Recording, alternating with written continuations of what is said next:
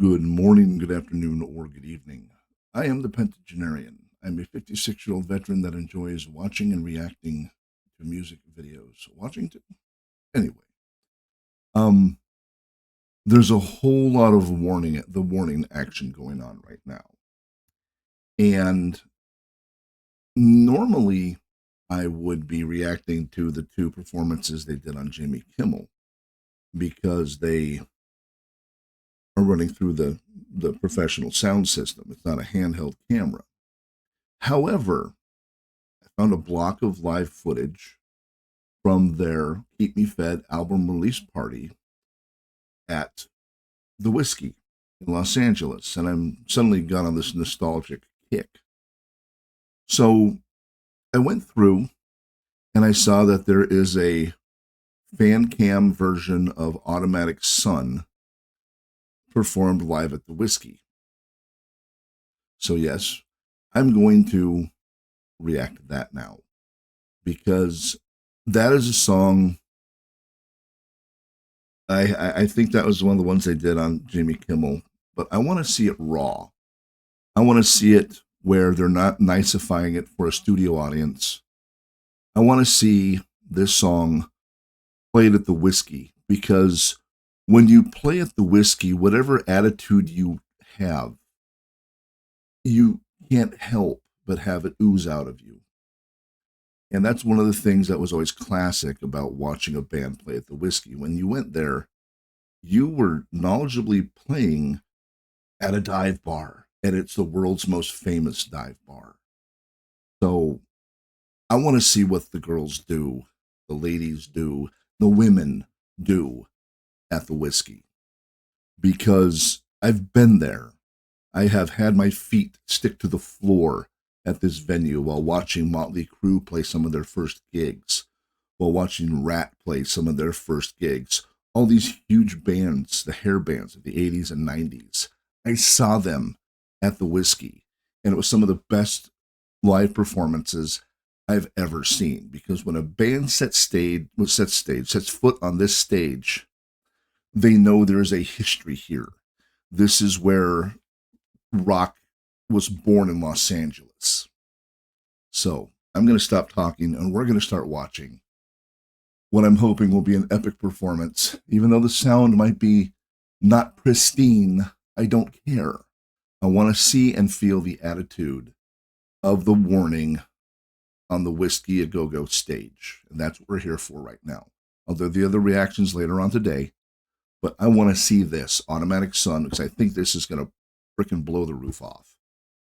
So here we go. Let's check out, see what our ladies do at the Whiskey with Automatic Sun.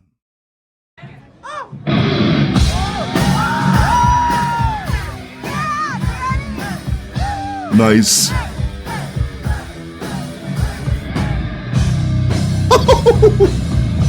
Listen to the bass.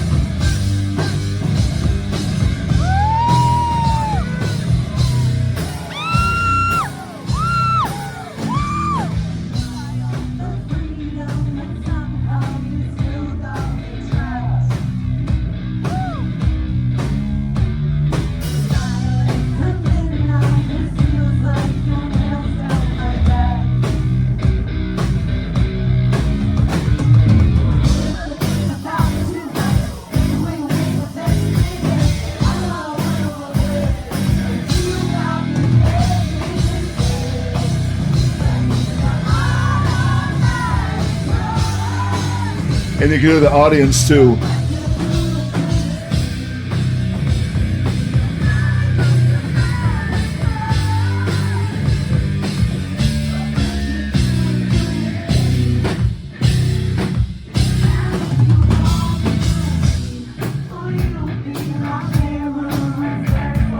Get your finger out the lens, damn it.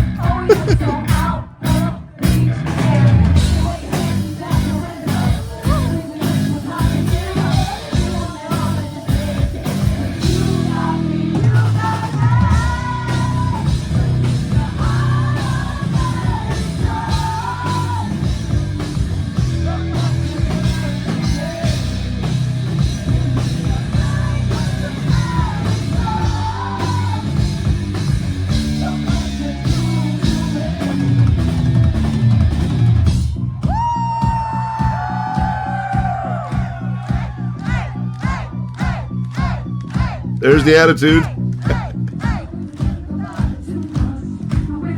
That thumb, break it off.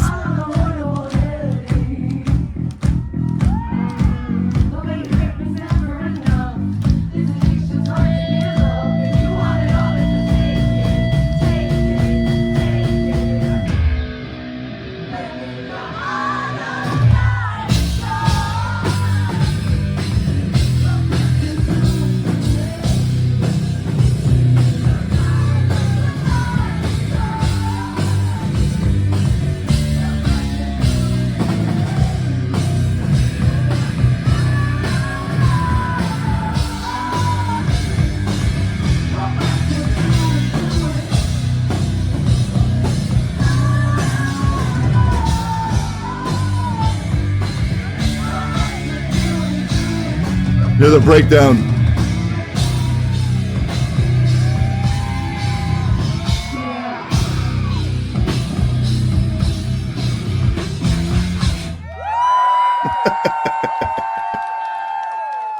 That's what I'm. Whoops. Stop it. Stop it. Stop it. Stop it. Stop it. Too much going on. Awesome. Awesome. That's what I wanted to see. And I think I got my screen. What do you guys think? I think this would be the good, because I'm not going to get a real sharp one, but I think this will be the screenshot that I use for the thumbnail. I think that's pretty freaking appropriate. The attitude at the whiskey. And that was one of the things I really wanted to see with that is I wanted to see that face. That just, we're here, we own the joint, and deal with it. And to hear the whole audience singing along, that just, it brings tears to my eyes. It makes me so happy to see this. Like I said, I mean, I can just remember the days of watching these bands with my feet sticking to the floor. And it's, I mean, it's just the type of bar it is. It's a classic. And, you know, one of these days, maybe I'll go back and see a band play there. But I'm going to make this part real quick. There is a concern that I've heard of many people voice about why are they playing venues that are so small? Because everybody is expecting and wanting them to go supernova. They're going to go supernova. I think what's happening right now is the tickets for all these shows went on sale before the album release. Many of them are probably sold out already. That's going to make a lot of people who are going to be bummed, which means that they get to run through and support a second support tour. Now, who does this? Well, I saw Judas Priest in May, and they played at I think a 5,000 seat hall. And lo and behold, come, I think, October, they're coming back to the States playing in 10,000 seat halls. This isn't uncommon. And the Warning has always done everything very smart. So when you put it into a chronological order, they have a fan base that wants to see them. They like playing more intimate shows. So they do a tour, small venues. Their dedicated fan base will fill up those venues. The venues now have a taste of, and promoters have a taste of, what the band can do before their album release. Stage 2, release album, play on Jimmy Kimmel, have album explode, book second tour at venues 2 to 3 times the size of the first one. Now, if it doesn't happen, I'm wrong.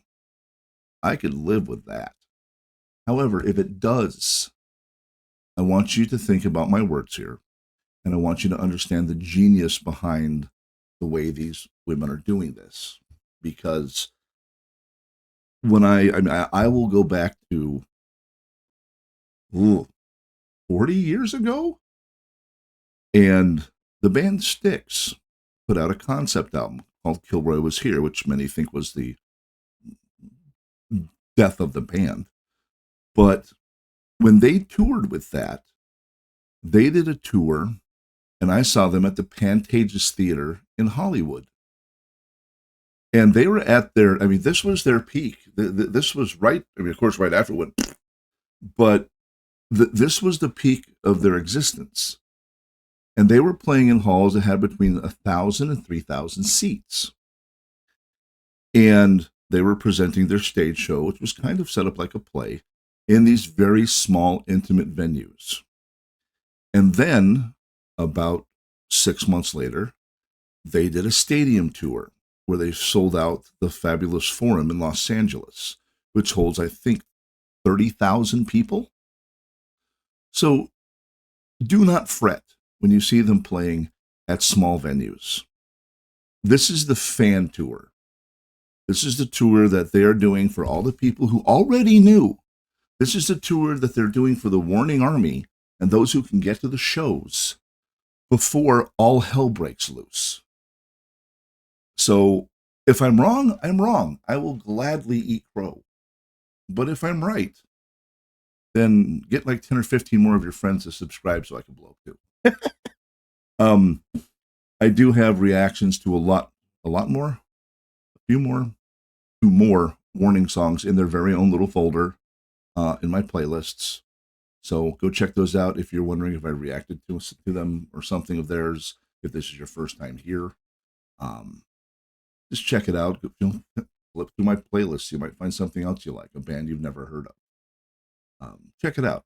For the most part, I feel that I give honest reactions, and I feel that I have a fairly good taste in music. And you'll never hear me say something sucks, because I can't play it. Who am I to say it sucks? I might say I don't like it. Doesn't mean it's bad. It just means I don't like it.